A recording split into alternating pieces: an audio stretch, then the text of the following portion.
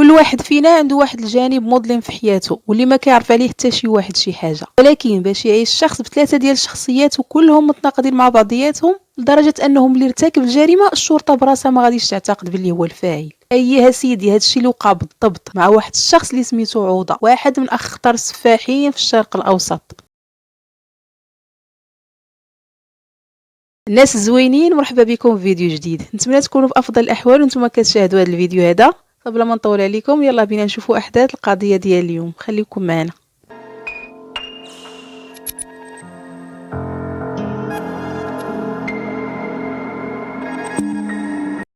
القضيه ديال اليوم من السعوديه واللي كانت كتعيش الرعب لمده ديال 4 سنين تقريبا، واللي غريب في هذا الشيء ان الضحايا اللي كان كيستهدفهم المجرم كانوا الخادمات ديال الديور، درجه ان الخادمات وربات البيوت والاطفال الصغار كانوا كيخافوا يخرجوا من ديورهم من هاد الحوايج اللي كانت كتوقع.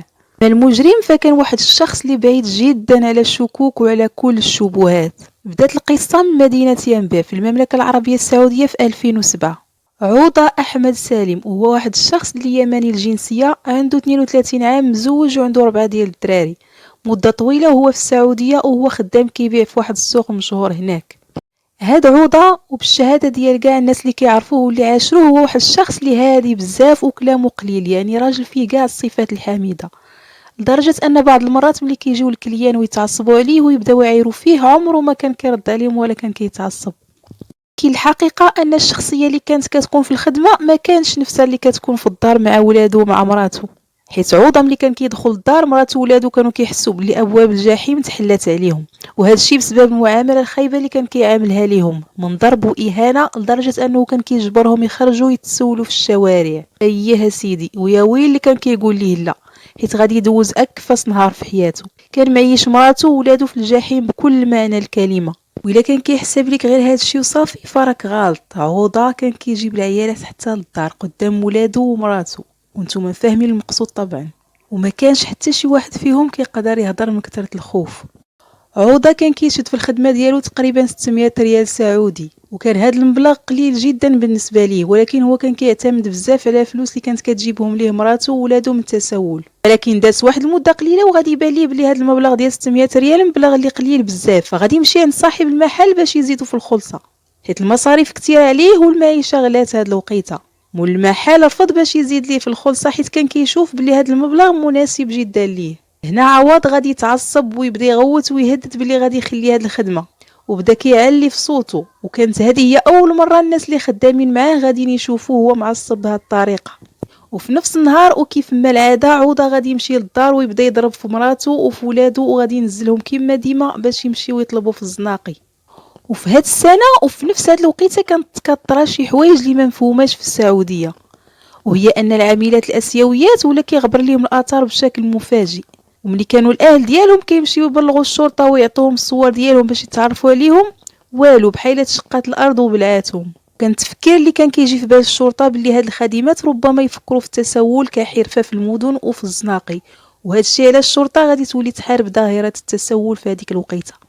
وفي واحد النهار ولد عوضه وكما العاده كان كيتسول في الشارع، فالشرطه غادي تشوفو وغادي تسولو على شنو سميتو، ولكن اللي غريب ان هاد الولد ارتبك وما كانش عارف يرد على الشرطه، وهذا الشيء خلى الشرطه تحس بلي كاينه شي حاجه غريبه في الموضوع، فداوه معاهم لقسم الشرطه، وهنا بداو كيحقوا معاه باش يعرفوه شكون هو وشنو اللي وصلوا لهاد الحاله وعلاش اللي ما بغاش يقول الاسم ديالو.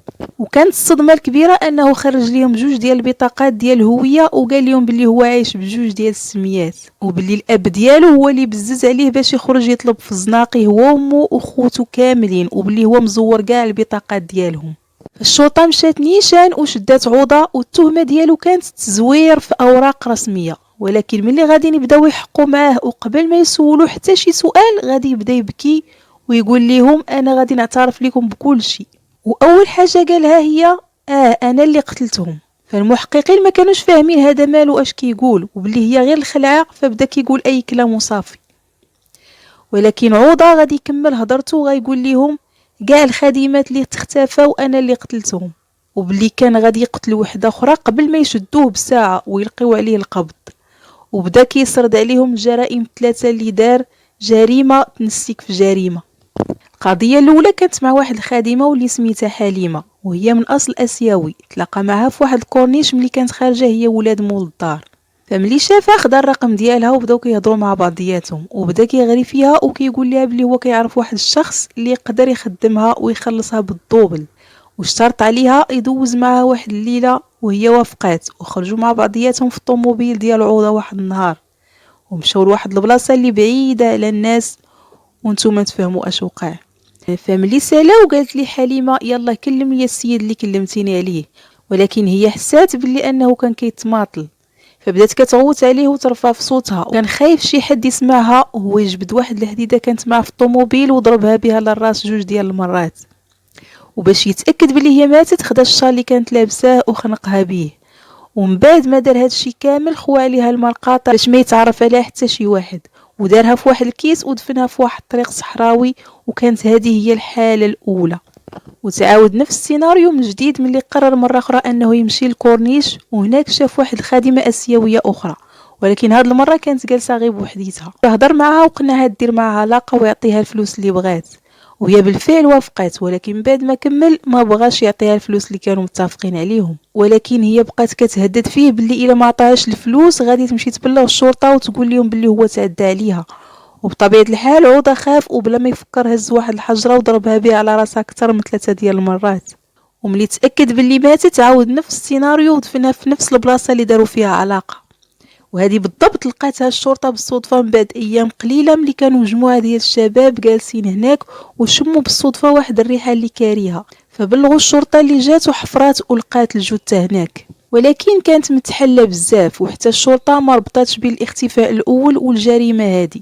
ولكن هذا الشيء كامل اللي قلنا حاجة والجريمة الثالثة حاجة أخرى، هي أصعب جريمة يمكن شي واحد يسمع بها. الضحية الثالثة حتى هي كانت خادمة آسيوية، وكانت في هذاك النهار كتدور في السوق اللي خدام فيه عوضة. وأول ما شافها عوضة وسولها على حكايتها قالت لي بلي هي ما بقاتش خدامة وبلي ما عندهاش فين تسكن. قال ليها ما تخافيش يا بنت الناس، أنا غادي نديك لداري وتجلسي مع ولادي ومراتي حتى تشوفي شنو غادي ديري. وفعلا مشات معاه للدار وكانت خايفة، ولكن ملي دخلت ولقات ولادو ومراتو تحيد من هذاك الخوف. ولكن ملي دخلت البيت وتبعها عوضة وحاول يتعدى عليها بدات كتغوت وبغات تهرب، وخرجت كتجري من الغرفة، ولكن قبل ما تهرب وتوصل للباب ديال الدار كان ذبحها ب3 ديال الطعنات في رقبتها، وهزها ودارها في واحد الكيس بلاستيكي ودفنها في نفس البلاصة اللي دفن فيها الجثة الأولى. الشرطة وهي كتسمع لهاد الهضره ما كانتش متيقه، خصوصا ان كاع التحريات اللي داروا على عوضة كانت كتبين باللي هو بعيد تماما على كل الشبهات، ولكن كيف ما كيقول المثل دوز على الواد الهرهوري وما دوزش على الواد السكوتي. واللي غريب في هذا الشيء كامل ان مراته وولادو غبر ليهم الاثار وتختفاو على اعين الناس، وحتى شي واحد ما عرفهم فين مشاو حتى لهذا النهار، والاكيد انهم ما سافروش برات السعوديه. ونهار 8 غشت 2014 تنفذ في عوضة حكم الإعدام، وقبل من التنفيذ قال لهم باللي هو مخلي واحد الوصية ولكن ما بغيتكمش تفتحوها حتى نموت.